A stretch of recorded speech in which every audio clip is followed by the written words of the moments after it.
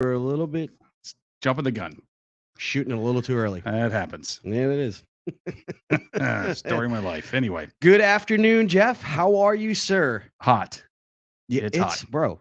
Dude, It's like a sauna out there today. It's horrible. It's It is unreal. horrible. It is unreal. It is truly summer here in South Florida. Say the friggin' least. The sun is shining, the rain is coming, Yeah. and it gets humid right afterwards. Oh, and then the my God. mosquitoes are out there. Dude, I have dogs at home that have mosquito bites on them. Wow. Dude, it's You sure not brutal, fleas? man. No, they're not fleas. Oh, okay. Nothing in my house. How was your week, Jeff? Week was good. Awesome. Yeah, week was good. How's the grandbaby? Excellent. Got a little quality time today? I heard? did. I had babysitting duty today. A little around, babysitting doing while the 3:30. wife was out shopping, spending your money? Yep. Got to do it. Yep. Love Yep. it. Getting dinner ready for tonight. So she asked me if I'd watch grandson, and I said yes. No All right. problem. I Papa could, Jeff will take care of I it. could see you really enjoying this. I love it, dude. We've talked awesome. about it every single time since we've come back on air, and you seem to be very, very. I'm happy, You're, dude. you're I'm content. glowing. You're I'm glowing. content with it, man. I love it. It's good. You're glowing. No, Good. it's cool, man. I look again. I'm. I don't want to say I'm envious Yeah. because I'm not ready to be a grandpa yet. It'll But- age you, but Yeah. it's been pretty good, man. Yeah, Yeah, and that it's a much. little different too because again, we kind of both have the same situation where our my wife, your wife Mhm. had kids from previous marriages. Mhm. So we've raised children that weren't our biological Mhm. and been around them for so long. And then now you have a son that's, my kid's age. Yep. Roughly right around that area. And now, it's kind of weird to say, okay, we have our kids, but they're our kids, but they're not our kids biologically, but they're Yeah. still our kids. Yeah. And their parents, and that's weird. Yeah, it is weird, man. I mean, and Trenton's good, man. Trenton and Bella have done a real good job, man. Hats off to them. Yeah. No, I number knew he one, the was gonna baby be a is great dad. adorable.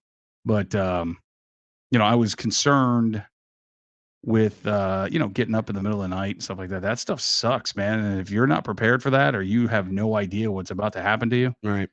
yeah, it can definitely make you pretty much where you're just so tired that you just get mad at everything. Like just this sound like that comes down and you snap. And it's like, Why do you snap? no, because you're tired and you're worn out, and it's just like you just get pissed off at the Oh, I littlest see what you- things I because see you're what just you're saying. exhausted. Yeah, But- you're just tired. and Trenton gets up and goes to work every day at 5 a.m. So, between getting up with the baby here and there, and then he sleeps a little while, then he goes to work. Yeah. So, whatever. Well, we have an exciting show today. Yeah.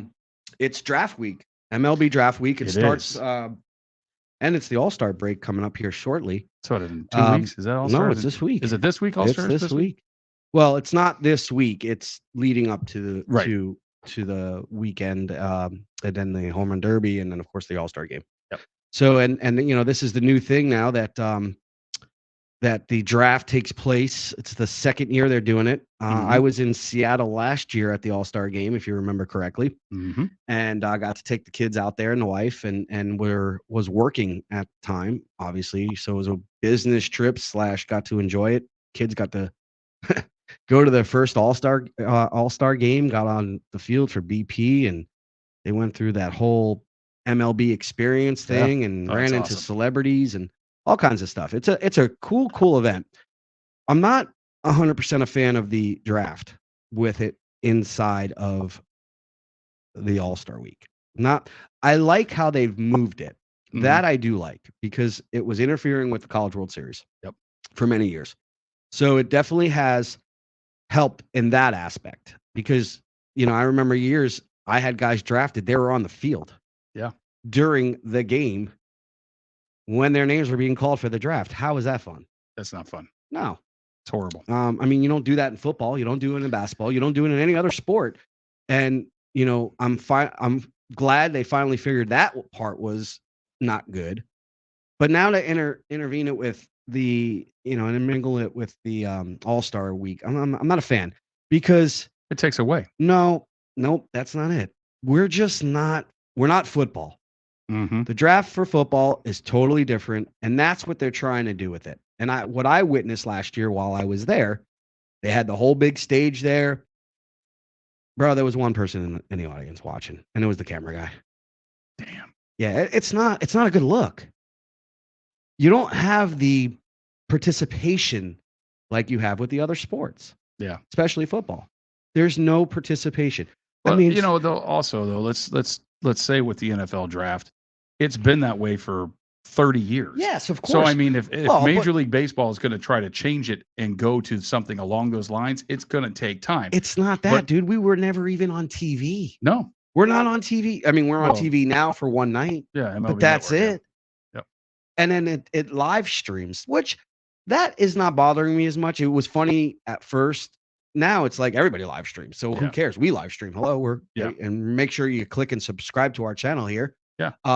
Good segue right into that. Well done. Thank you. That's why they pay me the big bucks. Big bucks here. So, but so I don't mind the live stream so much.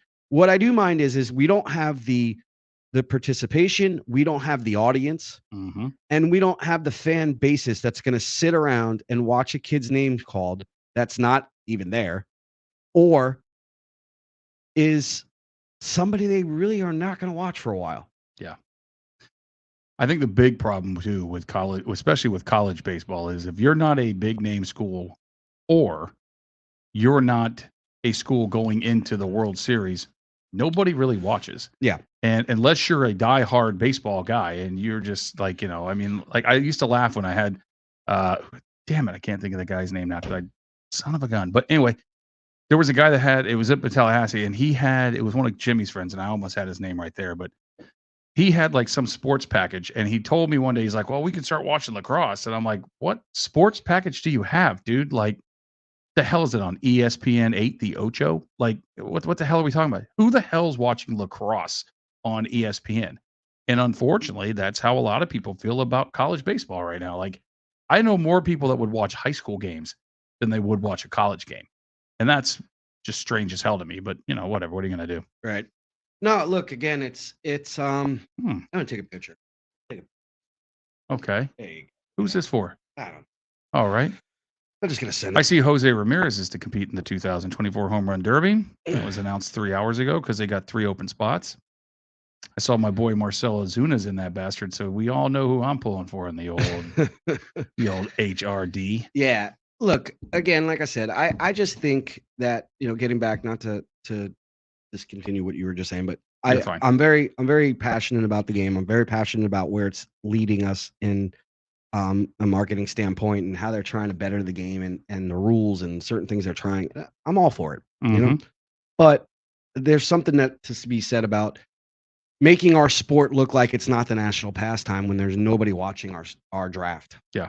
That it just bothers me. Yeah. It actually kind of broke my heart last year when I walked by that stage, and it was the second day, rounds 2 through 10, which is a major, and nobody there. It just wasn't a good look. In the middle, so where they did it, just to give you a heads up, it was in the stadium. So inside Seattle's Seahawks stadium. Yeah. So they had all the things going on around it, like pitching machines and all things for the kids as the MLB experience, kind of like the NFL experience. Yeah. So this whole kind of, format of, or, area of participation stuff. And then you have the draft in the middle of it with the big sign and atrium and the whole bit. And there's a stage and commissioner was up there the night of. Fine. That's it. Break it down. Yeah. Be done. Round 1, be done. After round 1 and the consolation picks. Yeah. Compilation rounds. See ya. Yeah. Put it on the live stream. Makes sense. From the studio. Might as well. I mean, it's nobody was there. Yeah. I mean, I didn't even stop and watch. Yeah. I'm not kidding. I'm like, what am I going to do? Sit there by myself and watch this one guy talk about a guy that is not even here, nowhere to be found. And what am I call him? Yeah. I mean, seriously. Hey, man, they just called you. Get your ass on the stage. Yeah. Yeah. Oh, I'm sorry. You're in Denmark. Oh, God. On vacation or wherever you're at. It just does. It's not a good look.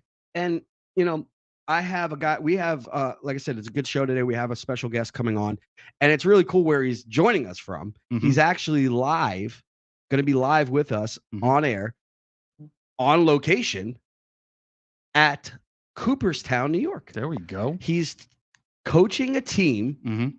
My man is draft week. Yeah. Perfect example. Dude's going to be coaching a team during Cooperstown while the draft is going on. I think he leaves like Saturday, but still, he's got to fly back home. Yeah. And, whatever. But I already talked to him earlier today. He had 2 games today, 9:00 and at 2:00, and they won both games. And, Nice. he's having fun. He's coaching some kids out there. Good. So on location at Cooperstown, live on our show today. So you guys should be tuning in today. It's going to be a fun show. You're going to get to experience a live feed from Cooperstown, New York, and the famous. I think he's at Dreams Park. I'm not 100% sure. We'll ask him when he gets on air. But he's also a prospect for this year's draft. Okay. Played at the University of Florida for 4 years.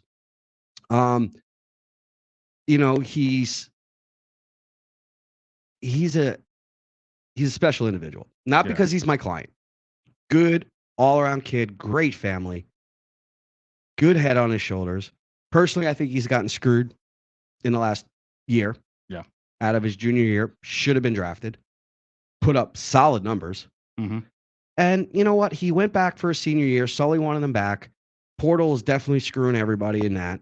So, he got a guarantee that his, one of his star players is coming back. Guy, heart of the lineup, puts up numbers, hits home runs.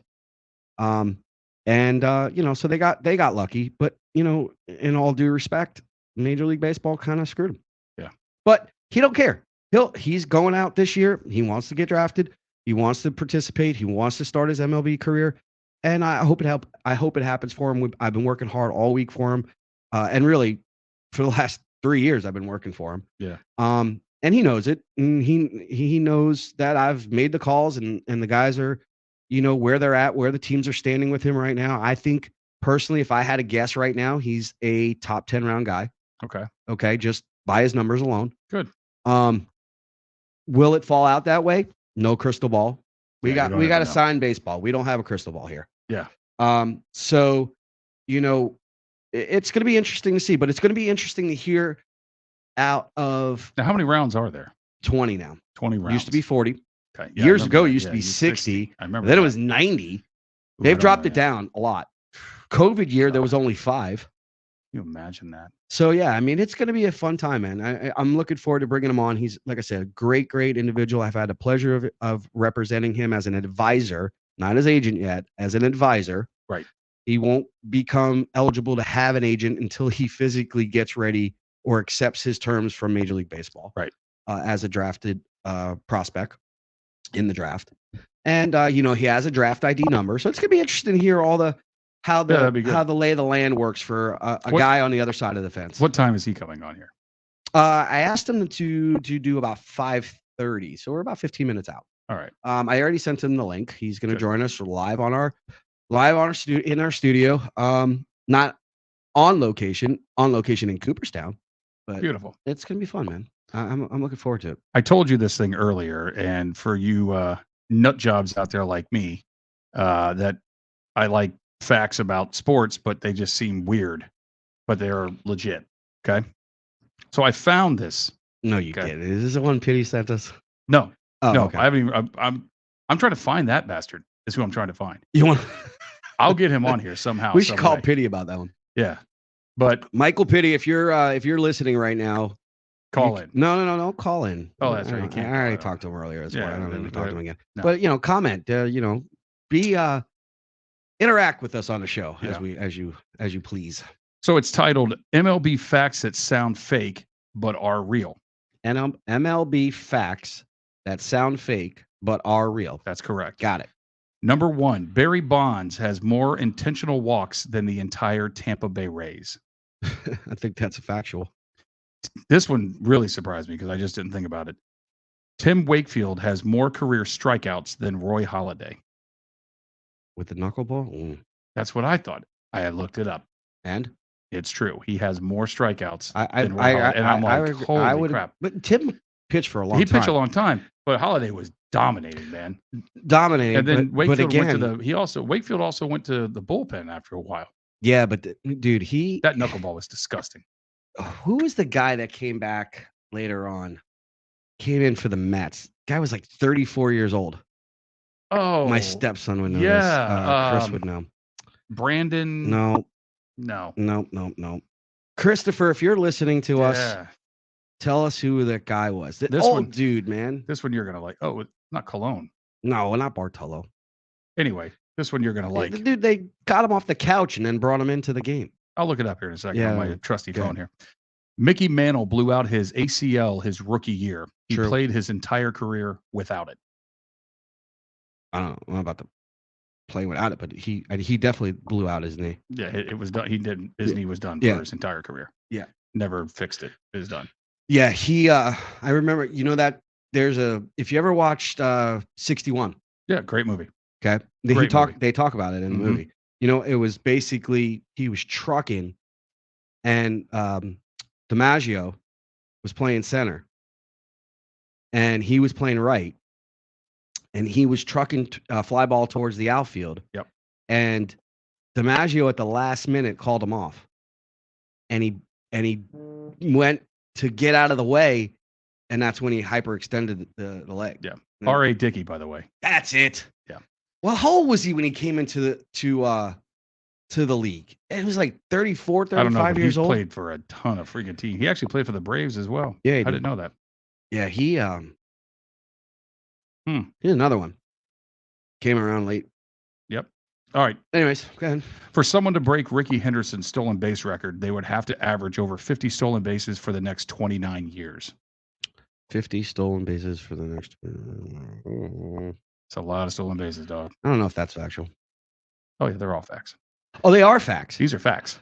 Oh. They sound fake. Oh, okay. But they're real. Okay. So you're basically. I thought this was like you're kind of quizzing me here. No. They're all facts.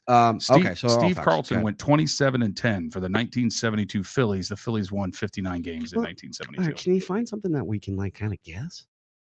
Give us like. I like what you're doing. Don't get me wrong, but like kind of make it a little bit like, hey, is this true or not false, kind of deal. Oh yeah, I'll let you take a guess. Okay. Here we go. So is it factual? It's 100% fact. Eddie Rosario for the Atlanta Braves hit for the cycle on how many pitches? On how many pitches? Mm-hmm. Hit for the cycle on how many pitches? 6. You're close. 5. Not bad. Yeah, dude, this site was awesome, bro. I sat here. What site is that? Found it on Instagram. All right. Stand by. I'll tell you what it is. I'll have to look at that. Send me the link. Yeah, I'll send it right now. No, I like little stuff like that. Obviously, I took a wild guess, but I had to figure it's got to be low. When you ask a question like that, they're not expecting you to answer it with a high number. Yeah, at least I don't think they are. They better not. Good Lord. 6 was. I think that was a good because you got to figure maybe he took 2 baseballs every until he got it into. Yeah, there was a whole bunch of them on there, man. They were pretty neat. But yeah, I sat back there reading that, and it was like, holy crap! Like there was someone like Nolan Ryan that like some of these people you could like Tony Gwynn had one that was like he had it was something I'd have to look it back up, but it was like something like he had more. I think it was like he had more foul ball. He had less foul balls from his entire career than an entire organization of like 4 different teams. Right. Like it was just like that impressive. But and like I was letting Jackson read some of that, and some of them he was like, "Who the hell is Tony Gwynn?" Like he's 10. You don't get him, but I'm like, dude, Tony Gwynn was probably one of the best hitters ever, dude. That Kirby guy was Puckett, awesome, man. Gwynn, oh, those guys are great. Ricky, yeah, they were great. Good times in the 80s and the 90s with baseball. Do you think the steroid era brought baseball back to life? No, you don't. I think it did from a home run standpoint. That's what I'm saying. Yeah. Yeah. But I don't. I think it was heading back in that direction. I think it just made it more watchable at that point. Problem is look, the average person is going to tell you they don't watch a whole game of baseball. Mm-hmm. So no matter what you say, in my opinion, when that question comes up is, did the steroid era bring back baseball? No. Why? People don't watch it as much as some people do. Mm-hmm. Most people can't stand to watch an entire baseball game. Yeah. Yeah, there's a lot. That's a fact. Yeah. All right. But you have to watch a 4-hour NASCAR race where maybe somebody might accidentally make a right turn and go it's the into excitement of the wall. crash. Yeah, that's it. Right. There's no excitement like that in baseball. See, I disagree with you. I think there's a lot of excitement. You have to understand the game to see the excitement. I'm talking about violence. Right, Unless somebody charges the mound. How many freaking fights we had already this year? I saw what Kansas City. Didn't they have one? Yeah. We started off the season with a fight. Yeah. I love fights. Dude, I mean, it happens. Oh, yeah. I mean, bench curling brawls. One of the best ones was the Yankees Orioles with Darryl Strawberry coming across with Greg Lloyd, come across the freaking field with a haymaker. Whack. Mm-hmm. Well, that was one of the best fights ever. They were good. Yep. So, I mean, look, again, I'm a baseball guy, so I'm going to be a little bit biased. But in my opinion, if you understand the game, you understand how exciting it can be. Mm-hmm. And that's okay. I don't care if people don't understand it. That's your preference. Yeah. There's a lot of things I don't understand, and I'm sure they do. Yeah. So for me, it's baseball and baseball only because I understand it. I've taught it. I've coached it. I've worked in it. I've done everything in it. Mm-hmm. And I understand. Yeah.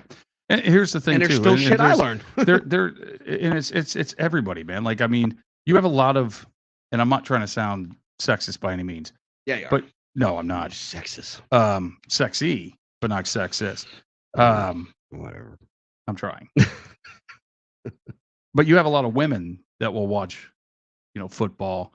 Now I see a lot of women watching hockey all of a sudden, which is fine. Jumping on it. But if I would to ask some of them, not just to name a player, but do you know how many yards a penalty is for holding? Mm.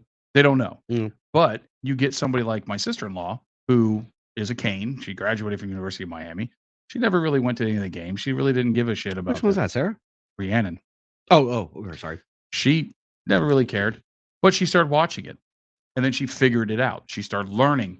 Oh, pass interference. Oh, that's this. Oh, if this happens, this. Oh, that guy can't go in motion.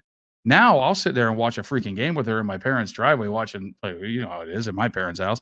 We're watching, drinking beer, having a good time. And all of a sudden she's like, oh, no, that's a false start. You see him jump?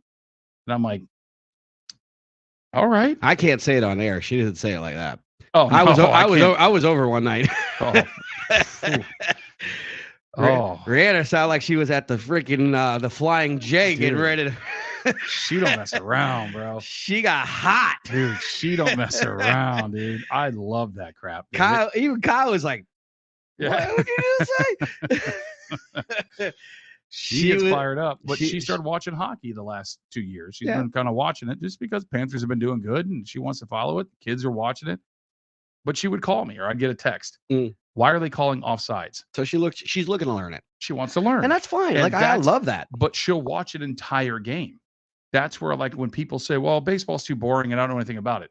Well, watch a game and you'll learn. You'll learn something every time you watch. Yes, 100%. And I don't even know if you have to watch the whole game to learn something. No. You know what I mean? Again, some of this most strategic coaching comes from baseball and football. I don't know about hockey. I'm not sure that's strategic. I mean, the line change and this and that, whatever. But timing of it. Yeah. Knowing a guy's pitches, knowing his portfolio, what he can throw, knowing what the hitter has to do to be successful against that pitcher, knowing where his weaknesses are, shifting.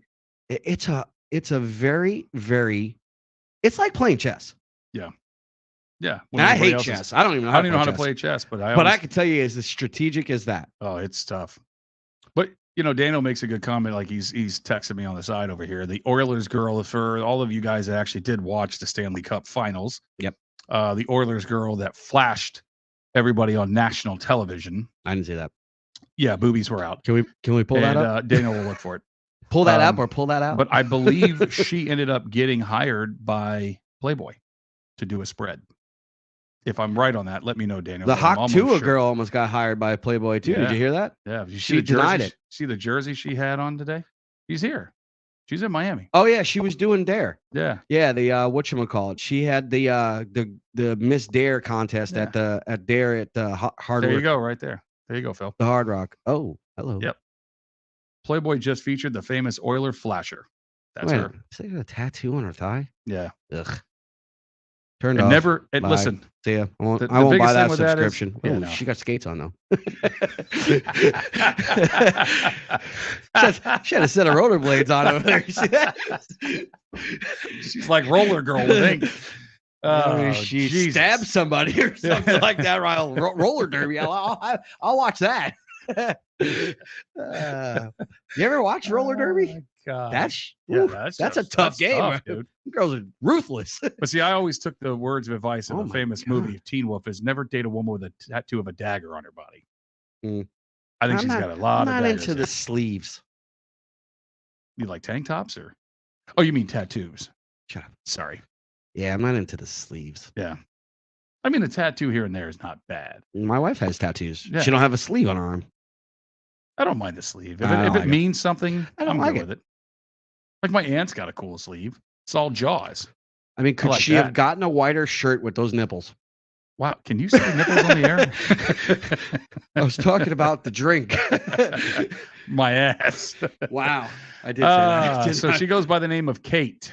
That's her name. Oilers fan. Daniel, take that stuff off. You're going to get me thrown off. YouTube. He's definitely going to be off. I'll tell you. Oh, my God. Anyways, how did we go from the draft to hockey and nipples? I don't know, but just thinking of the words boobies. Dominic's a trip with that. Oh, he's doing it too? Dude, Boobies, boobies, Dad, boobies? can we go to, Hooters? Hooters? Yeah. Can we go to the Twisted Tuna or Twisted Kilt or Tilted Kilt or whatever? I know what you're talking The about. one Yeah. up on Yeah, Twin Peaks. Twin Peaks. That's what he wants. Twin Peaks. Yep. And his babysitter. No, the Hawk 2 girl's down here, and Yeah, she's yeah. got the Dolphin jersey on, celebrating her 1 million views. Or Oh, 1 yeah. million followers is what it was. 1 million followers. And so she has the number 1 jersey on, Mm-hmm. which is Tua. Mm-hmm. And on the back, it says Hawk Tua. And I'm I like, I love it. You know the Ah. Dolphins are all over that today. There you go. Right Marketing there. genius. Yeah, there Where you is go. it? Okay, pull it up. Yeah, No, that's her at the Zach Brown band yeah. or whatever. Or Zach Zach Bryan. Bryant. Yep.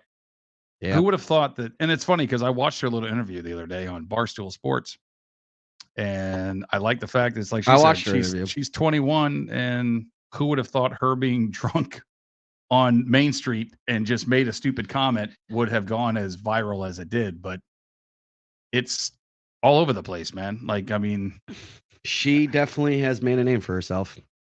I don't know how. I don't know great it how is. that great it is, but look, hey, to each his own. She got some fame by Yeah. somebody else doing an interview on her, and she was being funny, and well, at least that's what she said she was being. That's what she says. I want to know who Pookie is. I love that. Did you Oh, yeah, see I that? have seen that, yeah. Yeah, I that told is pretty Dylan good. about that with the dispenser. I want to know who Pookie is. Pookie. Yeah, I love you, Pookie. Oh, I want to know who that is. Is Yeah, that her I boyfriend? don't know. We'll get her on the show. Look, call her up. She ain't gonna do our show. Why? She won't. We'll sign her to a diamond deal. No. And when she's done with it, she can sign her writing over. She and signed Hawk to 2. Penthouse. Pen- Who's What? Pookie? Pookie's what? Pookie is the. Oh. I thought he knew. I thought he knew. You jerk.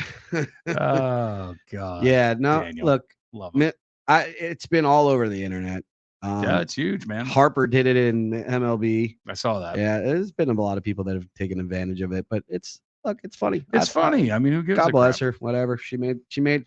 I keep telling my kids, get on YouTube and do something funny. That's all it takes, man. Just do all something it funny. takes. And Dominic, he can do a lot of things funny. So Dylan too. Dylan is definitely the guy who's got the eye for the talent, and he started it all. He was doing all his selfies in his room and doing TikToks and stuff like that in the beginning. Yeah. And TikTok just came around when we were all on lockdown from COVID. He had some pretty good from videos, from too. the cold that everybody got. That trash. Yeah. Yeah. So what I was gonna say? Yeah, we're Daniel. Just let us know when Tyler is in the green room too. Yeah. It's about 5:30 now. Yeah. But yeah, so we have the draft coming up. That is gonna start this weekend. Mhm. I leave just to let our Can I make audience my know. prediction, by the way, for the draft for this kid now, or do you want me to wait till he's on the air? You said how many rounds? 20? There's 20 rounds. 20 rounds. All right, Yep. I'll make the prediction. All right, you make that prediction. I just want to say I'm pretty good at that. And I don't know anything right I know now. you Like don't. like it's and it's not that I can't say it. I know where they're predicting him out. Yeah. They're giving you a bigger. I mean, They give me a range. Yeah. Okay. It could be, I always go day 1, day 2, day 3. Right. That's my question. I'm going to say round, but yeah. But I'm just saying, like, because I know the rounds off the top of my head. Yeah. How they formulated it into each day, right? Yeah. Used to be rounds 1 and 2 were first night, then it was 3 through 10, and then it was 11 through 40. Now it's rounds 1 and compilation, 2 through 10, 11 through 20. Right. And that's it. Yep. So day 1, 2, or 3. Or I'll say, where do you see him? And they'll tell me, they gave me where they placed him at. That doesn't mean it's happening. It's a big board, bro. Oh yeah. There's a lot of people on that board, and things move and shake. I don't know if you've ever been a part of a draft and actually physically have watched it. Not talking about draft day, which is actually a pretty good way of knowledge of that, but or even trouble with the curve and how things work out and picks and how things can kind of get shaked up. So it's interesting, and I'm in front of the TV screen every minute of it. It's going to be weird this year. Dylan's leaving to go to Orange this weekend, and with his team. Yeah. I'm looking forward to it. We just had his party at the house, which was pretty cool with the team, and they got all their goodie bag stuff, and nice. It was pretty fun. So we leave for this weekend. Next Tuesday he'll be playing there. Mm-hmm. I'll be live on location. Yeah. From Pigeon Forge, Tennessee, here on the show. I'll be here at home base. You'll be home base. Yeah.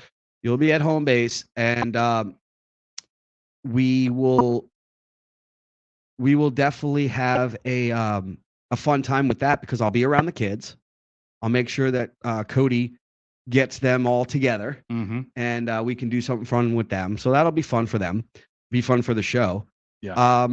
And right now, Tyler is. He asked me if we are ready, and I'm gonna text him back right now. I'll tell him we are, and we're gonna have him on, and he's live for Cooperstown. But it's gonna be a fun week. But I really am looking forward to not only that, Jeff. I'm looking forward to just having a little bit of relaxation with my family. Absolutely. I am so looking forward to that. Absolutely. It's been a long year. What do you think? I'm going to ask you before we get while you're getting Tyler on the phone, but that's a good question that just came through. What do we think of Paul? Is it Skeens? Is that how you say his last name? Skeens, the pitcher for Pittsburgh. Oh yeah. I mean, you were. You being what you are as far as your profession.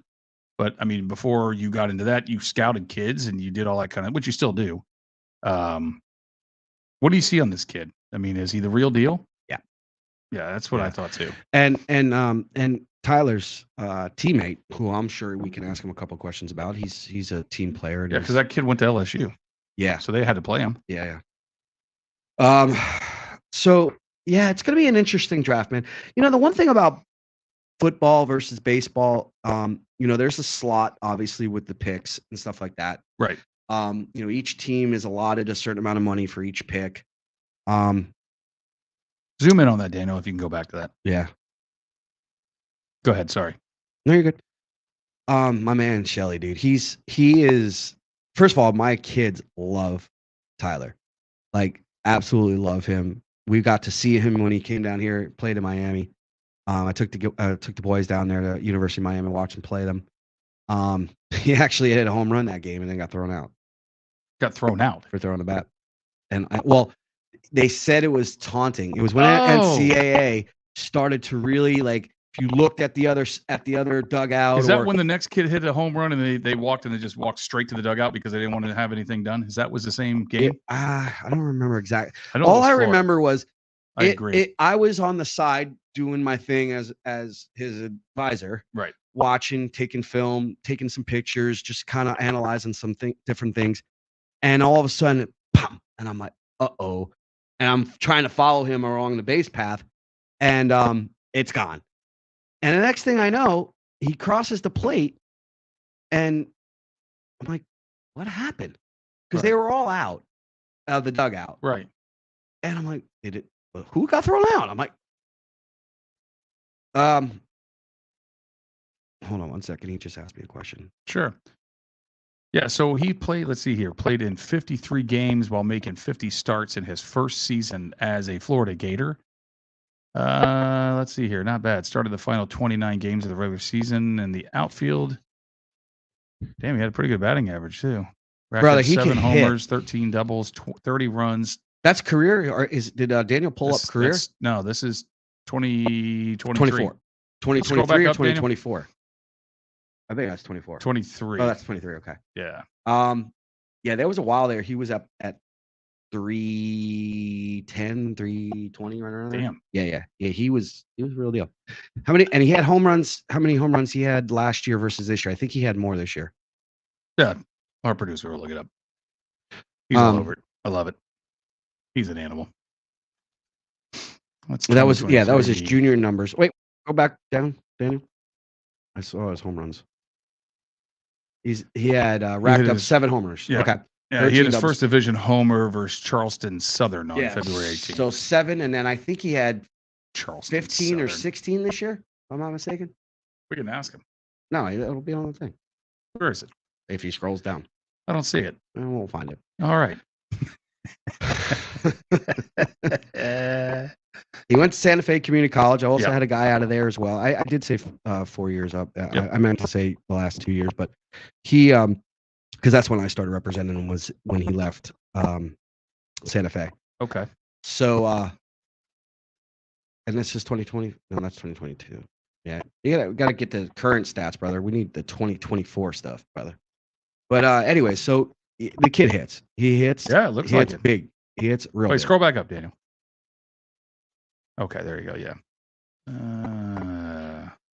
Okay. All right. Yep. He's a golfer. I like that. Yeah, he is. I mean, I'm going to be honest with you. I'm going to say something about school, but I'm not. I'll be nice. Don't be that guy. I'm not. I'm going to be nice. I just said I'm going to. Tyler is in the green room, so I will introduce our guest, if you don't mind. Ahead. We gotta get somebody. We gotta get get you to do some of these. I will when I finally get somebody to come on here. You'll get him, but you can practice. I'm working on a special one, by the way. I don't want to say who it is because it'll jinx it, and I'm not doing it. All right. But they did respond. So, ladies and gentlemen, our special guest today not in our studio. I keep doing that. It's weird because I want to say they're in our studio, but they're not. They're joining us in studio live via our StreamYard. Mm-hmm. And this guy is first off, a very special young man. He's got a bright future ahead of him. He has spent the last 2 years with the University of Florida Gators baseball team there in Gainesville, Florida. Had the opportunity not only to go to the College World Series once, but twice in the last 2 years. Came very close to making it down to the finals this year. Has had a tremendous career, is a draft prospect for this year's 2024 draft. It is my honor and my pleasure to introduce to you not only my friend, but a future client as an agent. That. Yeah, I like that. Mr. Tyler Shelnut. Tyler, welcome to the show. Welcome to the Diamond Deals, my friend. Your video's not on. I can't see you, guy. What's up, boys? Y'all hear me? I hear you. Where's your video? We want to see where you're at, brother. We told everybody you're at Cooperstown. Hold on. There he is. That's all right. That's all right. The experience is the experience. You're in Cooperstown, New York, and I guarantee it's a lot cooler there than it is here. I don't know about that. It was pretty hot today. It was really hot. It cools off at night, though. I'll say that. So, like right now, it's probably 65. So it's good right now. Did he just say 65? Yeah. It's 105 here, brother. What are you talking about? You're right. Dude, it's You're hot, right. bro. It was a good 90, so it's like 95 for our games today. Oh, man. So, Tyler, I obviously gave you that introduction. Welcome to the show. Thank you for making the time. I know it's an exciting week for you. Just kind of tell our listeners and give a little bit of a background, a little bit of player bio on you and how you've kind of got to this point in your career from a college standpoint, high school and even junior college, Santa Fe.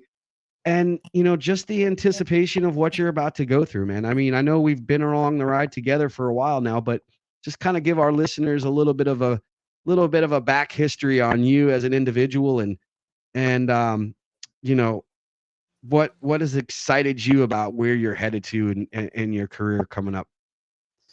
Yeah, it's definitely been a pretty long road for me. So sort of my story was that I signed with Florida when I was a freshman in high school. So for 4 years I was committed. I was going. I was a diehard Gator. Grew up 45 minutes from Gainesville. I mean, that was my dream school. It's what I wanted to do. I graduated high school in 2020. Played 6 or 7 games my senior year of high school. Then they canned everything. Everything was done. So now I'm just sitting on, okay, well, I'm going to Florida now. I'm done in high school. About 2 weeks before I was moving in, I had my classes set up. I had my stuff ready to move into my dorm. And I got a phone call. They said, listen, nobody from our team got drafted, not a single player. Everybody decided to come back. All the seniors got an additional year. They're all coming back. There wasn't a single player that left the team in 2019 not a single player in 2020 left the team and didn't come back in 2021. They all came back. Right. So he said, unfortunately, our hands are tied. There's nothing we can do. So out of like the 16-ish recruits that we had, I mean, I think we had maybe 2 get drafted, and then 2 or 3 showed up on campus, and the rest of us were gone. They said, we're sorry, there's nothing we can do. I think they brought a couple pitchers, and then Wyatt Langford, obviously, they brought him from my class. And so then I'm in a tough spot. I was committed for 4 years, and now they tell me I can't show up. And that was very frustrating. And it was kind of a gut punch, my dream school. So I'm thinking, what am I going to do? I had some options, but ultimately none of them were options that I truly, truly wanted to pursue. So I ended up going to a junior college, gave me the option to either sign in the draft or go to a D1 after 1 year, go to a D1 after 2 years, whatever it was. I had calls. I was going to go to a SEC school. It wasn't Florida. A couple schools that I was going to plan on going to after my first year. Bang, I tear my hip labrum in my right hip. Had to have surgery, like a 9-10 month recovery. So all that's out the window. Now I'm going to my second year in junior college, and I wasn't happy about it. And it was kind of a moment where you step back and you go, is this really what I want to do? I've had this much adversity already, and I just stepped foot into college, and I don't really, I kind of have to decide, is this what I want to do? And there was no doubt in my mind that I was like, you know what? No, this is what I want to do. I'm a good player. I'm going to end up where I want to be at some point in time. So I had a really good year in my second year at Santa Fe. Had an option to sign. Certain things didn't quite go the way we wanted to, so I decided to go to Florida. Played 2 great years at Florida, 2 best years of my life. Got to play in the World Series, got to play with a lot of really good players, meet a lot of really good people, and now we're standing here, and I'm looking at signing this year. So it's been a really long ride, but a very enjoyable one, and I wouldn't trade it for anything. No, it's awesome. Thank you very much for that detailed information. I love it, man. That's look, and that's exactly what I was looking for, Tyler. Just the reason is we get a lot of young listeners too on our show. My kids who idolize you. Dylan follows him on Instagram. I think he tweets or puts up stories and more of that about him than I do sometimes. He's the one that's telling me, Dad, you got to post about Tyler, he hit another home run today. It's like your publicist. Yeah, exactly. Yeah. So, but the reason I say that, Tyler, is it's great to hear the natural thought process of it. Just the fact that you said you started questioning it, right? And starting questioning, look, I've questioned my career. I can't imagine what it's like to get an injury like that, and then deal with adversity. And adversity builds you up. In my opinion, if you can deal with adversity, you can deal with anything. Yeah, seriously. And for you to share that with us, I think it's awesome that you were able to open up like that and tell us exactly how everything has kind of worked, from start to right now. And it's important for people to know what goes through this, because I don't really think people understand the difficult time you could have trying to get to where your ultimate goal is and others are as well. Not that easy. You think, all right, I made a high school team. Great. Well, that's one step. There's another step to get to the college team. Then it's another step to get people to, or get that college team to help you or to get you in the lineup, because you got to earn that. Then you got to play at a high level. It's not easy, guys. So living proof right here. This kid has tore it up. And I say kid, this man has tore it up for a while now and showed he can play positions, multiple positions. Okay. Third base, outfield, gunning people out from the warning. I mean, look, the strength in his game and the talent in his game and the overall tools in his game don't go unnoticed, but it's extremely hard now with 20 rounds. Everything is shifted, less teams in the affiliates. And Tyler, I'm sure you could agree with everything I'm saying now because of where you've been and how you've kind of watched everything evolve in your career. Yeah, absolutely. There's no doubt about that. How things have changed and the adversity that you go through, you kind of realize that you're not the only one. And you can go look at my Instagram, and you can go look at, any other player of the SEC, and you see all these cool pictures. They're at the World Series, all this other stuff. That's what people see.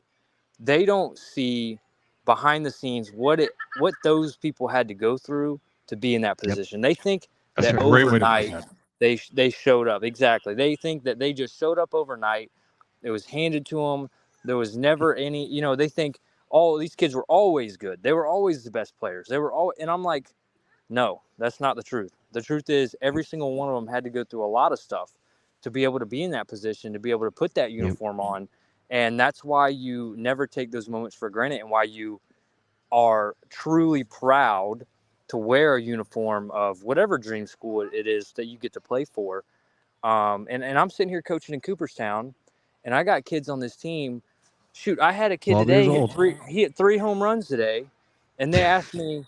They said, because I told them I played in Cooperstown exactly 10 years ago, almost to this week. I told them, yeah, I played here. They said, well, were you the best player on your team? I said, no, I was not the best player on my Not team. even close. I hit 3 home runs in the whole tournament in Cooperstown when I was 12 years old, and I got guys that just hit 3 home runs today. And I'm like, look, no, there was no point in time was I the absolute best player when I was 12 years old. I was not. No. And the misconception of the scouts are good. Were there any scouts there when you were there at that time? at Cooperstown, seriously, no. And were there any at your at any baseball game from 9 years old all the way up to, seriously, that I think that's where kind of baseball has gotten a little haywire. And again, this is what's making me love you more as an individual than I already have, because now you're showing me, you're teaching kids, and you're there for kids, and you're explaining to them, and you're a role model for them, and they're understanding, wait a minute, time out. You weren't the best kid on your team? No, I wasn't. And you're being honest with them and saying, no, I wasn't. You're not being, I was the best kid on my team and I hit 30 home runs and I did this. And no. There's always somebody better than you, period. End of story. Always. No matter where you go in life, there's always somebody, especially in this game, because it's an international game. There's guys hunting for your job every single day, how hard it is to stay in the lineup. I mean, tell them about your junior year where you were hitting 320 and then all of a sudden Sully sat you to put in a guy that didn't hit for a while. And no offense to him, but he didn't. I mean, explain that story. Yeah, I started game 1, started opening day. I never really went cold. I was pretty steady swinging it. Not at all. 320, 315. I had, 4 or 5 pumps going into SEC play. I had a bad weekend against Alabama. First weekend SEC play.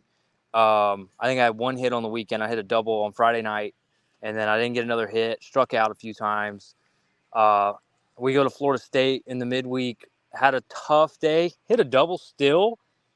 Just didn't have a great day in my other at-bats, and it was kind of like, all right, they tried something else. It actually wasn't. I think you're thinking of Tybo. It was actually Luke Heyman who went into a DH. Oh, that's right. Spot, it was Luke Heyman. That's right. And he hit 2 home runs. Yep. He hit 2 home runs on Friday night, and all of a sudden, Luke Heyman, you're playing every day until you stop hitting. And he never stopped hitting. And he just hit. And there was an outfielder that was not having he had been struggling for a little while, and Friday morning before we played Missouri, I didn't play for 3 weeks, by the way, 3 maybe 4 in a row. I think it was 4, Ty. It was a long time. It felt like a year. Forever. And so then they come to me and they say, you know what? And I've played only shortstop, third base, second base, nothing else. They meet me in the lounge and the coaches go, hey, can you play right field? I said, yeah, I can play right field. Are you kidding me? Of course I can play right field. I've never touched the outfield in my life. I don't have a clue what I'm doing. I said, listen, I can play right field. Sure enough, I play right field. My first at bat, I hit a home run. And I never really stopped hitting from that point on, and I got to play for the rest of the year. Never sat another game, started every game after that. So, yeah, that was another level of adversity where it was, it might have been 5, I don't know how many weeks. Plenty of weeks where most people are going to get really frustrated and stop going through their routine. My thing was I always showed up. We have early work before, so we eat 4 hours before the game. We have hitting an hour before that. Early hitting is optional. I show up an hour before the early hitting. I do all my stuff on my own. Then I do the early hitting, and that was kind of my deal. Sometimes I go in the morning if we had a night game. And I never stopped. I was like, I don't care. I'm not playing, but if I get an opportunity to play, I can't not work hard and then lose my swing, lose whatever mentality I have. Because as soon as I get an opportunity, if I screw up because I didn't work hard, I'm not going to get to play again. So I have to take advantage of the opportunity that's given to me when it comes. So I just have to stay ready. I don't know how long it's going to be. I just have to stay ready. I showed up early every day, kept going, and eventually got my opportunity and was able to take advantage of it. You said a key word there. Stuck to the routine, and when your number was called, you did a job. Period. In a story. That's what it's all about. We lost you on the audio. Do you hear me? Yeah, now I hear you. Did you hear what I said? Basically, stuck to your routine, and and when your number was called, you came in and you did the job. You said first at bat, I hit a home run. Didn't complain. That's right. Took an opportunity, knowing damn well you never really played the outfield before. Never. And he still went in and he did his job. Look, I just had the same conversation, and I'm not. We had Deshaun on our show. One of my clients. He's in AAA right now with Salt Lake. And here's another one dealing with adversity right now.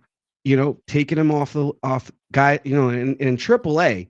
Now that's you're competing against the best of the best, right? Guys that have played in the big leagues, guys that have been released by other teams, but have been in the big leagues, getting an opportunity at a minor league contract, whatever. So you're playing against the dudes. To stay in that lineup is difficult. To hit in that lineup is even harder. It's just unreal because you're seeing some nasty, nasty stuff. So last night I had a conversation with Deshaun, and I said, Deshaun, look, just keep doing what you're doing, because what happens is every single time he gets an opportunity, he hits. Yeah. And then they sit him. And then he hits again. He doesn't have the best average because he's not getting consistent at bats. Right. He's only getting a couple here and there. But the truth of the matter is what he is proving right now is that when your number is called, you can do a job. Right. And if you can do that in AAA, you can do that in big leagues. Yeah, agreed. I mean, right, so I'm finally going to cut in here. I'm sorry. I'm dominating the show today. All right. So you're on fire right now. All right. So we're going to do this. All right. So I told Phil that I would give my prediction for where you get drafted. I don't know exact picks. I'm not going to name teams. And I didn't say anything either. Yeah, I have no idea. I had to ask him how many friggin' rounds are in this thing before I make my prediction. So I sat back for about 15 minutes while we're talking, and I came up with my pick. Oh, picking. You got the pick it in. Pick's in? The pick is in. Commissioner, go ahead. I'm not going to name the pick. I'm just going to say the round. Sure, we'll go with that. No, I don't know. I don't know. He won't do that just because he's a Seminole. That's right. That's why I won't. I said to Phil I wasn't going to say anything about that. Nah, I brought it up for you. I didn't do it. I'm being nice. Tell him how many home runs you hit against the Seminoles, brother. I'm going to ask him how many times they won against the Seminoles. A lot. Anyway, not this season. Yeah. All right. So I'm going to say round. You know what? I'm going to change it because after I read some of the stuff that I just read a minute ago, I'm changing my pick. I had you at 7. I'm now going to 4. 7th pick or 7th round? 7th round. I'm now going to 4th round. All right. That's where I'm going. That's fair. 4th round. I'll never do another show with this guy again, but yeah, that's fair. And I'm going to pick 3 teams. Oh shit! All You're right. going to go to the teams too. I'm going to pick 3 teams that I could see you going to. As what? Now I'm going to test you because you better be right Well, on this. Right? Obviously, we know he wasn't all that great in right field, but he made it worth it. No, I'm kidding. I'm just joking. Man, you're getting I like no the fact. points. No, Don't, I like the fact. Don't ask to go see one of his games. No. Hear me out, because you made a good point, and this is what I tried to teach some of these other kids that I coach at 10, 11, 12. Okay, they all want to play one position, and I'm like, look, dude.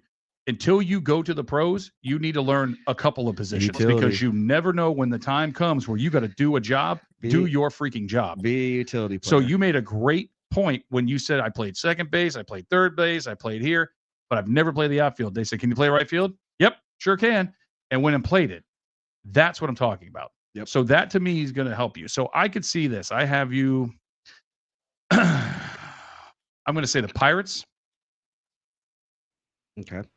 I'm going to say as an infielder or outfielder. I'm going to say infield. Go ahead. Okay. I'm going to say outfield for Detroit. Wait, hold on. Time out. So you said, cut me off. I'm sorry. Here. I want you to tell me the round and the team at the same time. Go ahead. Round. Go ahead. Yeah, because I'll say 4, but we all know it's going to change. It's probably going to be. It could be earlier. Go ahead. That's what I'm saying. It's going to be a little earlier. But I had to pick them, and I don't know all this crap. Go ahead. Pirates. Round what? 4. Got it. Detroit.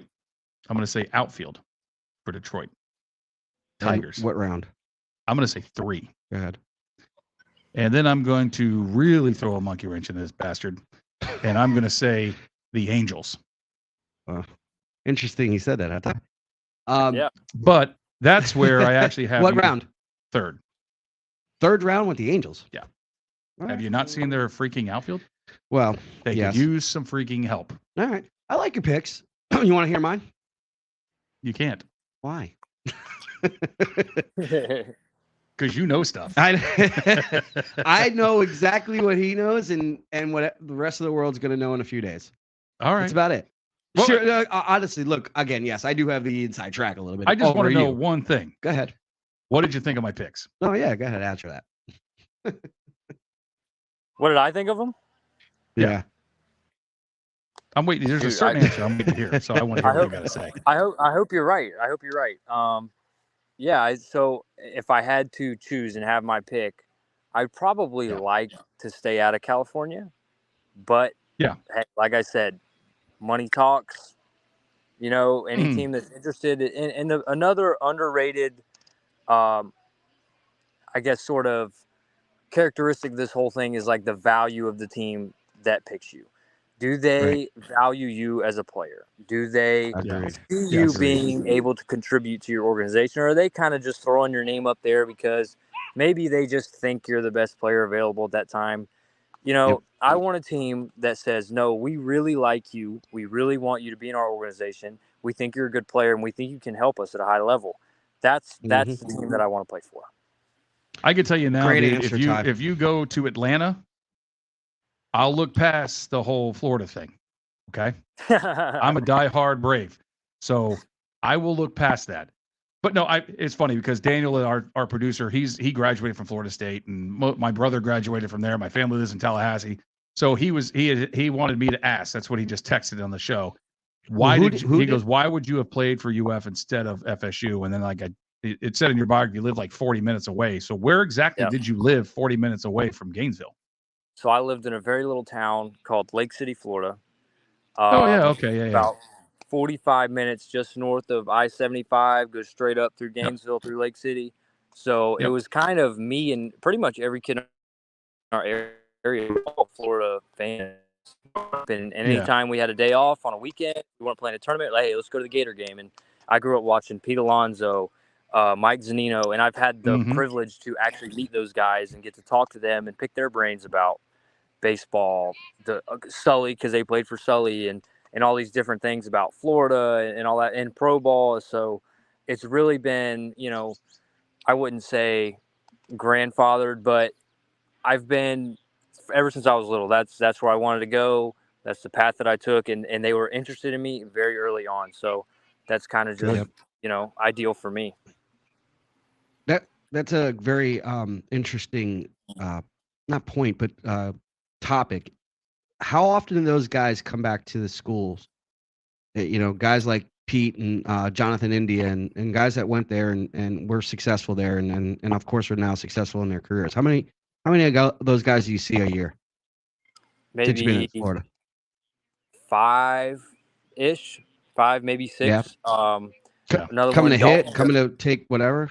Yeah, absolutely. And I was Awesome. starstruck That's cool. because my junior year at Florida, I don't think I had met any of these guys yet.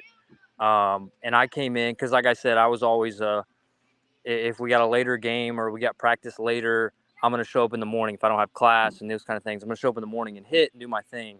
And I show up one morning. It was early on in the spring. We weren't playing yet. It was still practice. And I show up at probably 9:30-ish. And I walk in the cage and Mike Zunino is taking reps off the hack attack. And I'm going, wait a minute. Is that Mike Zunino? And I'm kind of starstruck. I'm like, is he hitting? And he's like, yo, you want to hop in? And I'm like, yeah. I'll hop in. So it's really cool. Freaking ain't right. I want I got to meet him. Yeah, are you kidding me? And Yeah, so exactly. it almost became a thing at that point. It was like 4 or 5 days a week he was in there because he was getting ready to go to spring training. He was with Cleveland at the time. He just went from the Rays to Cleveland.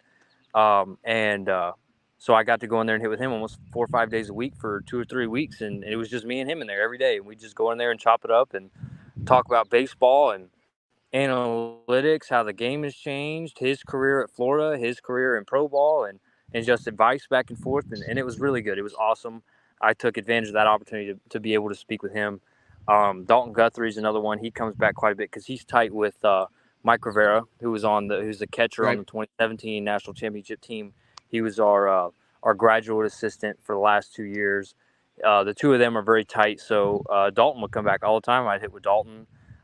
Pete came back, maybe 2-3 times or something, took PP with us. And so Nelson Maldonado, who he didn't make the big leagues, I think he was in AA, maybe AAA with the Cubs for a couple years. I think he's retired now, but he still comes around. He came to our super regional at Clemson. And so these guys come around, and it's a lot of fun to be able to watch these guys growing up.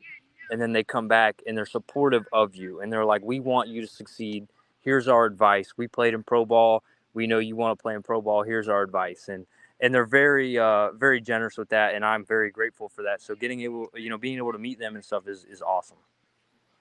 No, it's all again. I like hearing stuff like that. And now you think you'll be a guy. I mean, look, Sully gave you a huge honor. That's why you're out there this week in Cooperstown. He asked you to come and coach one of his teams. So, that's the stuff I remember Sully was not very happy with me last year. And I look, I respect Coach Sullivan tremendously. He's done a tremendous job with that organization. And everybody calls him Sully, but last year when it came to the draft, he was calling me, up a storm. And he's like, is he coming back? Because again, the portal was in a situation right now. And, to where guys were leaving and hopping on a train onto the next school. And, to lose a kid like, Tyler or a good player like Tyler hurts not only from the draft standpoint, it helps the school and, shows good credibility for the school and how many guys that get drafted. But when you're trying to replace a guy like that, and then you got all these other guys that are trying to enter the portal, they don't know what's going on. So it was a stressful time for him. So I kind of got it. But at the same time, all I kept telling him was like, look, and Tyler will tell you this too. I have never, ever made a decision for a client ever. And I won't. Yeah. I let these guys, if they call and it's your decision, and they give you an offer, I'm presenting you the offer. Once you get the offer, it's on you. I'm not going to tell you should take this. It's their life. It's their career. Yeah. And all I kept telling Coach Sullivan was, listen, Sully, if he gets the opportunity and they call him and he wants to take whatever, it's his choice. It's not mine. All right. So I need to know an answer here because Sure. you got me on the edge of my friggin' seat. What? I said who I thought was going to draft him. Yeah. You said that you had your idea. I have Apparently, Tyler already knows what you know. So I want to hear what you guys think. What am I off? Am I on? You're off. I'm off. Except for one. All right. I had one. You had one. One team. You said Pittsburgh. Yeah. You said Detroit. And you said the Angels. Angels. You had 1 out of 3. Okay. That I think would potentially pull the trigger. Yeah. Now here's See, mine. I say Pittsburgh only because I think I think Pittsburgh goes younger, man. Like, I mean, I just look I'm- at some of their players. Dude, they're young, dude, and they ain't crap. They can ball. Dude. I think he goes between rounds 3 and 6. So I was on point pretty much in there. Beautiful. I'm gonna say I expect a shout out if that happens. By the way, guy. I'm gonna say as his guy, these are my picks for him. All right, go. Diamondbacks, Okay. Cubs, Okay. Mets. Oh God, dude! If you go to the freaking Mets, bro, you're like They're 0 for 2 notorious for me. taking University of Florida. I guys. know. I saw Notorious. Alonso go there. They're notorious for it. And Damn the it! guy that used to, the guy who drafted, Freaking first of all, Mets. John Updike was on our show. Yeah. John Uppy Yeah. loves Tyler. Yeah. He'd take Tyler in a second. He's not That's in a it good anymore. dude, bro. I like So that guy. Uppy got Alonso. Yeah. Right. He's got a lot of dudes out of there. Yeah. It's historically a New York Mets school. Makes sense. Period. But truth Maybe of another reason why. I don't truth of the root matter is just kidding. the D-backs have been on him since day one, and so have the Mets. Cubs, they need players. Yeah. Yeah. So, and they need pop. They don't have much pop in that lineup.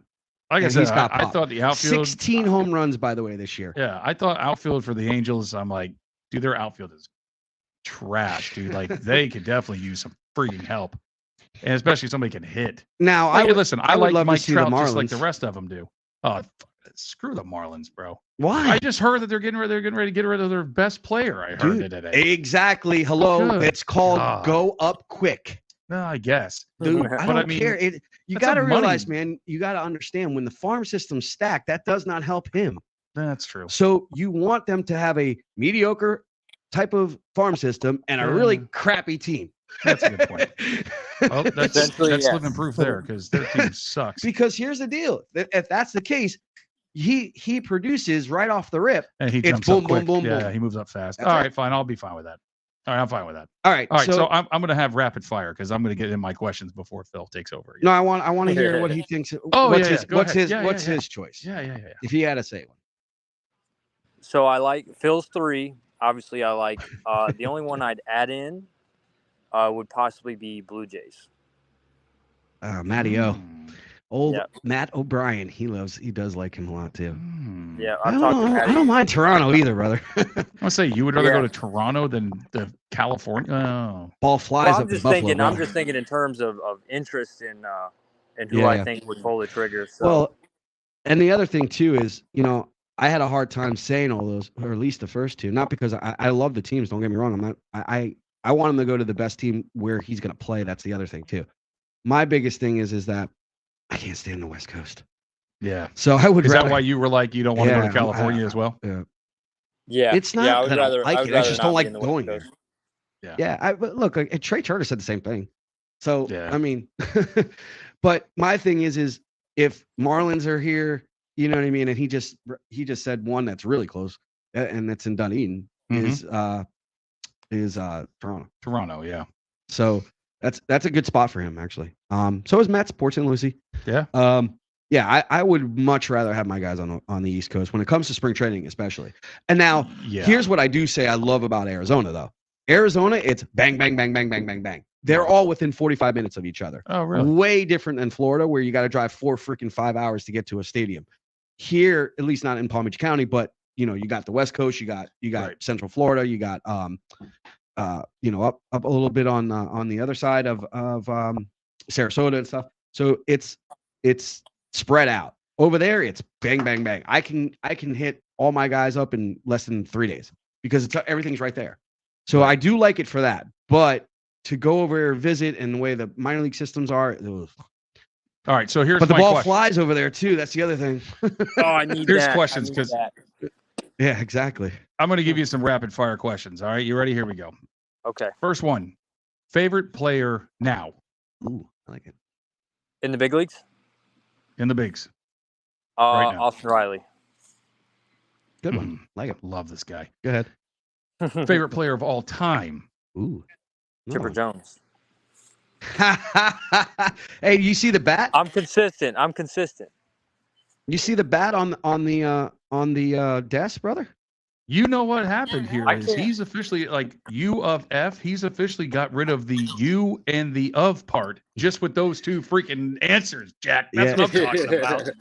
Hell yeah. So if you can't see it, I know you're kind of, a little bit far away over there in Cooperstown, but on the podcast table is a signed autograph Hall of Fame bat from Mr. Chipper Jones to Wow, that's the Diamond awesome. Deals podcast. Yeah. Yeah. We just got that not too long ago. It's a masterpiece here at the studio. Oh, All right, go there's ahead. no Rapid doubt. fire. All right. All right. So who was the best pitcher that you actually faced and recorded a hit off of? I like that one. You got some good questions. I know. I should shut up more.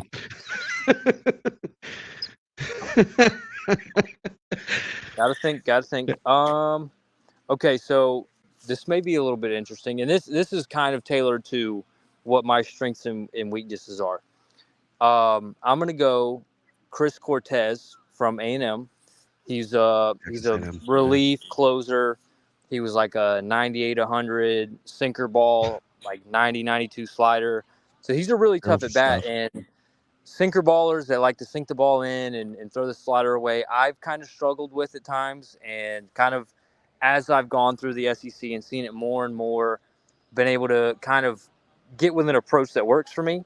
When I first got there, it was a lot tougher, and I've kind of learned to handle it better. But yeah, he was a tough at bat. You didn't know what you were going to get. He was either going to sink the ball to 100 on your hands, you're going to get a 90, 92 mile an hour slider off of it, and he was definitely a tough at bat. He was always a tough at bat. But yeah, in Omaha, I hit a double off of him. I think it was a slider down and away with 2 strikes, and I pulled it down the third base line for a double.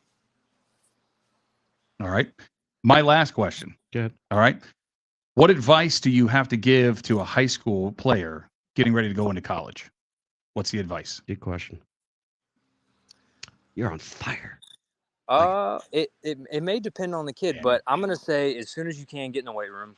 Everybody's getting bigger, faster, stronger. You got to get in the weight room. If you're not in the weight room, you're gonna get behind.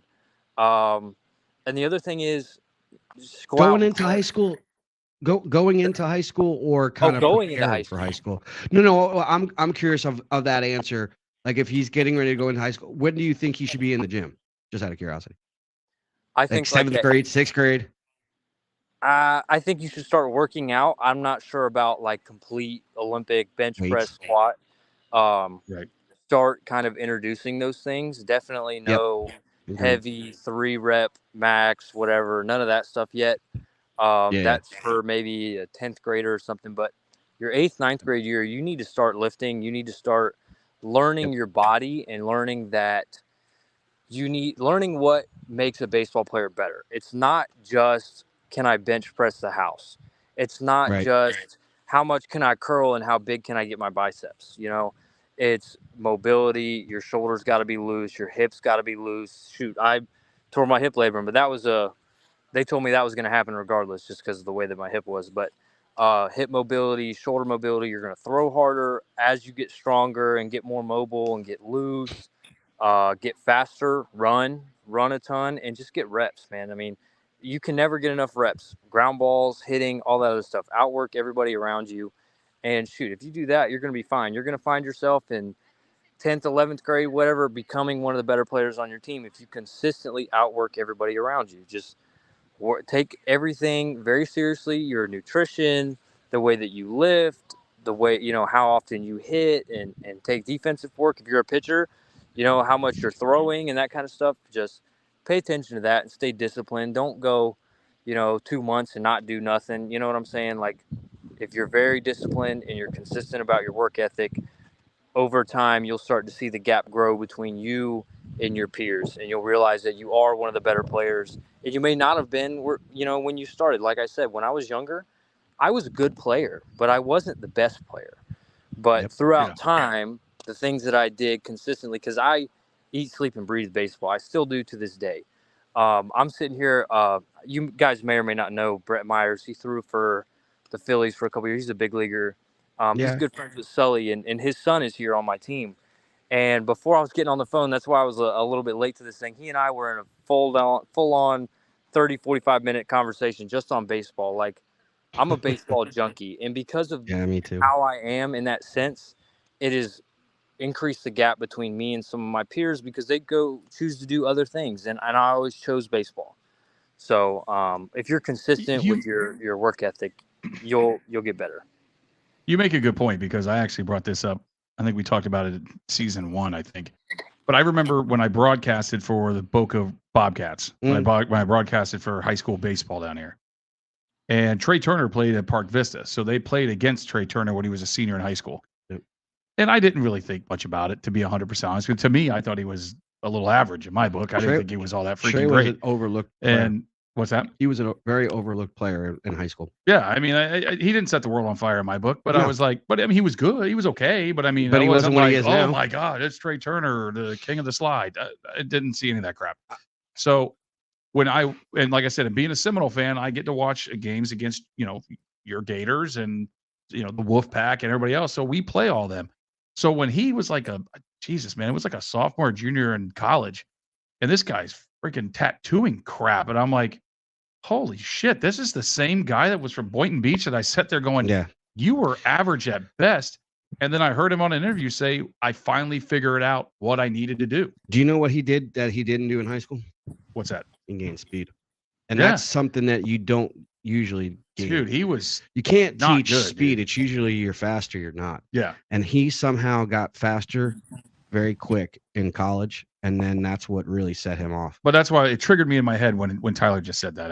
He said, you just got to learn what you can do and it's a great point. No, so. Look, I love all his answers. Why? Not only because he's spot on, man. He's spot on what you have to do. I tell Dylan this all the time. And again, I'm happy that he idolizes a guy like Tyler, because he's doing it the right way. And the right way is stick to your routine. Yeah.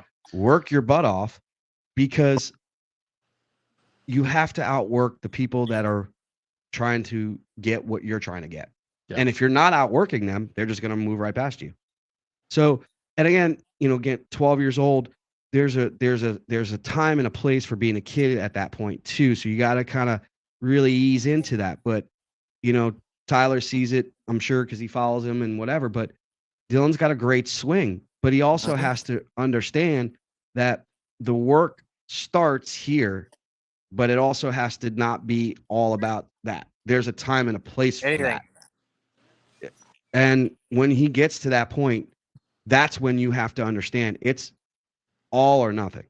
Yeah. And if you're all in, you got to be all in.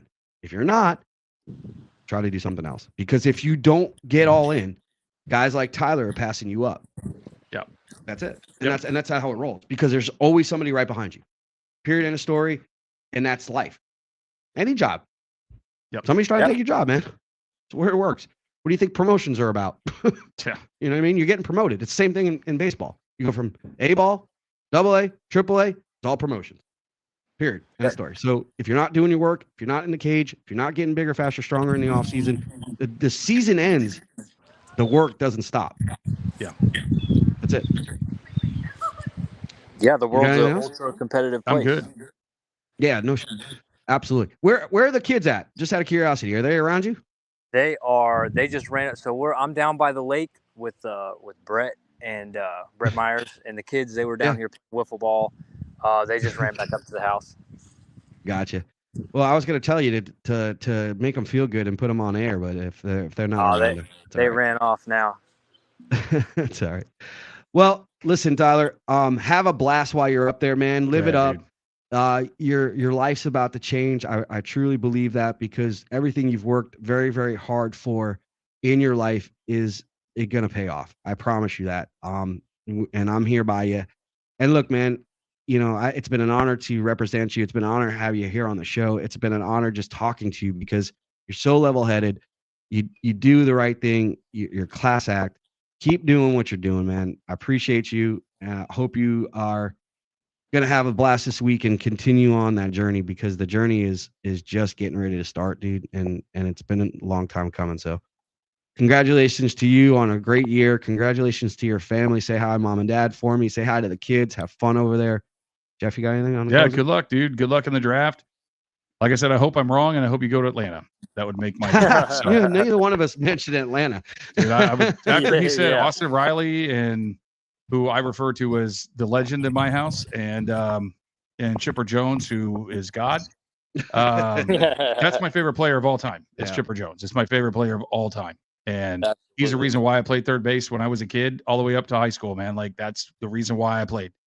And when you answered both of them, I'm like, holy crap. This is great. But good luck, dude. Well, thank you guys. I appreciate y'all having me on. Of course, man. Enjoy. We'll be talking soon, Ty. Awesome. Appreciate you guys. All right, man. bud. Be good. Later. All right, buddy. Thanks. Yeah, dude. I like that guy. Ty's great, dude. I love him. He's just a humble kid. He has stayed humble. He's understood the process. Mm-hmm. He's embraced the process. He's never let it get him down. He told me the second afterwards, after the season was over last year and the draft didn't work out for him, fine. I'm going to come back and they're going to wish they took me this year. Good for him. And not that it's going to cost them more money. I'm just going to show them what they missed out on for a year. Yeah. And that's it. And that's how he approached everything. And that's how he has approached life. He didn't stop working. He didn't let it get him down. He's had adversity. He's rolled through it. Mm-hmm. He's had injuries. He's rolled through that. He's had times where he's had to sit. He's rolled through that. He's rolled through every single thing that he's had to, and still is standing and saying, I'm ready to start my career in Major League Baseball and hit the minor leagues running. So kudos to him, man. Great kid. I am so blessed to have him as an advisory client right now, and then can't wait to be his agent officially and really in a couple of days. I'm hopeful. Yeah. If it's day 2, which is pretty much what both of us said, that it would be Monday. Beautiful. Yeah. Sunday, Monday, Tuesday. Beautiful. So, give somebody a positive outlook on Monday. Absolutely. Great show again, man. Yeah, dude. Dude, you had some great questions, no doubt. Thanks. No, I gotta shut up, man. You're fine. You get excited. You get all excited. I get you get all freaking worked up. No, you're good. No, it's just, I love the game, man. I just love talking it. Like he said, I'm a junkie. I'm a baseball junkie. I could talk baseball all day long. That's awesome. And he's sitting around there with Myers and right now and just shooting the crap and talking baseball. Dude played in the big leagues too, and Sully, old, kind of alumnus from there. And yeah, that was cool. It's that was cool. It's life coming around full circle, man, for him. And it's just awesome that he gets to experience all this. And man, there's nothing. I have told everybody that I've ever talked to about what I do for a living, and that is that there is nothing like hearing your name called. But Daniel said he's got a video he just sent over. He said he's got a video he's ready to play. So go ahead, Daniel. Shoot the video. It looks like it's of Tyler. What he does too is he really sells it too. Now he got that one up, and Tyler Shelnut pulls it to left and gone. Damn. Oh yeah. Oh no. He rakes. Two-run lead. Damn.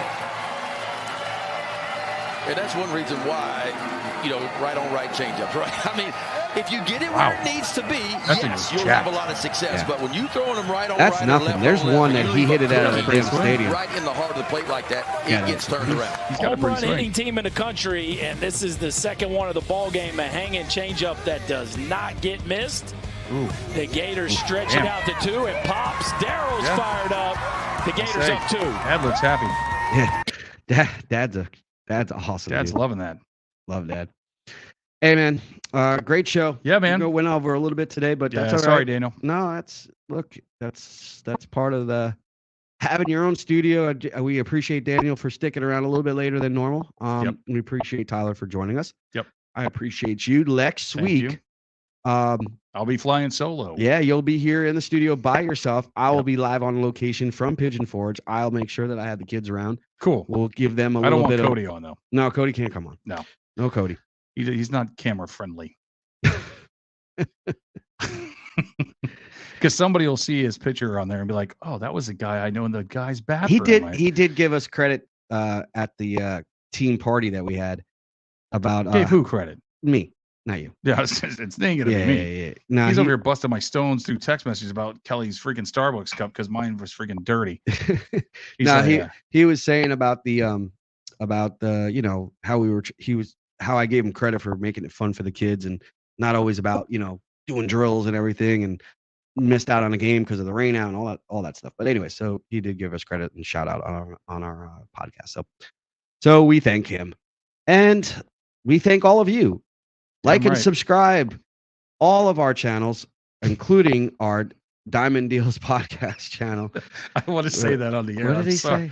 It says, "Rep some FSU players, Phil, you asshole." I do. Antonio Velez. That's right. Yeah, that's right. Oh, stop. God, he just doesn't watch baseball. Yeah. No, can the cup be any bigger? I was thirsty. Yeah. Anyways, Jeff, thank you. Great show. As always, I will see you from Tennessee next week. That's right. And we will see you next time on the Diamond. Ladies and gentlemen, thank you very much. Remember to like and subscribe to our YouTube channel. We'll see you next time. Bye-bye. Good night.